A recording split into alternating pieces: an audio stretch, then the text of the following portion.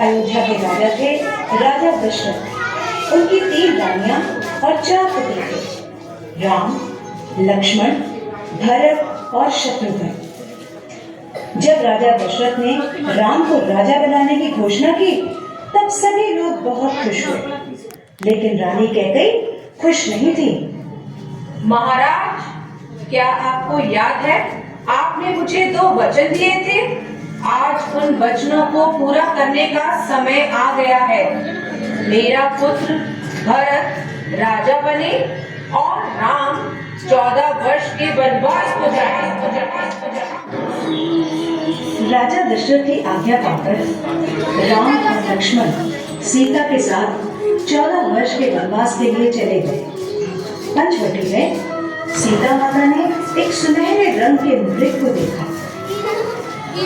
रंग सुनहरा मृग अति सुंदर, सीता मन को भाए, कोई जाए इस रंग को अति शीघ्र ले आए।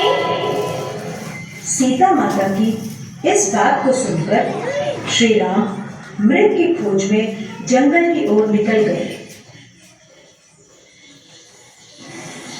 बहुत देर हो गई, प्रभु राम अभी तक लौटे नहीं। लक्ष्मण, लक्ष्मण, हे सीते, हे सीते। लक्ष्मण, लक्ष्मण देखो, प्रभु तुम्हें अपनी सहायता के लिए पुकार रहे हैं। हे माते, ये मुझे किसी मायावी शक्ति का कार्य लग रहा है। आप चिंतित ना हो, भैया जल्दी घर लौट आएंगे। नहीं लक्ष्मण, मेरी आज्ञा का पालन करो। जाओ, प्रभु को तुम्हारी सहायता की आवश्यकता है। ठीक है माते, किंतु आप इस लक्ष्मण रेखा को पार नहीं करना। रावण को ज्ञान था कि वो लक्ष्मण रेखा को पार नहीं कर पाएगा, इसलिए उसने साधु बनने का ढोंग रचा और सीता माता को उठाकर ले गया। भिक्षाम देहि, भिक्षाम देहि।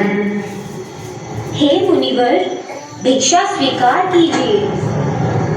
हे देवी, एक साधु का इतना आदर, घर के द्वार से ही भिक्षा देकर भेजना चाहती हो। जाओ, नहीं चाहिए तुम्हारी भिक्षा। नहीं नहीं मुनिवर, रुकिए, मैं आती हूँ।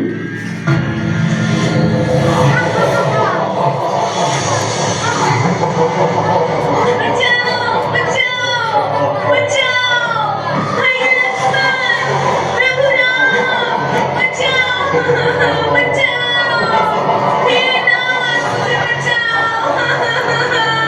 यह धर्मी पापी रावण मुझे उठाकर ले जा रहा है, बचाओ। राम और लक्ष्मण सीता माता को कुटिया में ना पाकर बहुत चिंतित हुए और उनकी खोज में निकल गए। श्री राम, लक्ष्मण और हनुमान ने लंका पर चढ़ाई कर दी और राम और रावण का युद्ध हुआ, जिसमें श्री राम विजयी हुए।